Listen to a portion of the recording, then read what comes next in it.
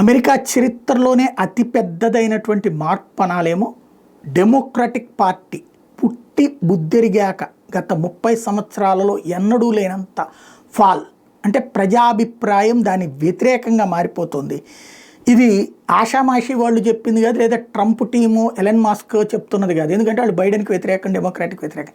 కానీ సిఎన్ఎన్ ఏదైతే Soros group ఈ బైడెన్ని నెత్తిన పెట్టుకుని పోషించినటువంటిది లేదా పూజ చేసినటువంటిది, వాళ్ళు తాజాగా చేసిన సర్వేలో డెమోక్రాట్స్కి సంబంధించిన కాంగ్రెస్ సంబంధించినటువంటి తీర్మానాల్లో డెమోక్రాట్స్కి సంబంధించి కేవలం 29% మంది ప్రజలు మాత్రమే దాన్ని యాక్సెప్ట్ చేస్తున్నారు. 54% మంది తిరస్కరిస్తున్నారు దాని విధానాలు, దాని ఆలోచన ధోరణి.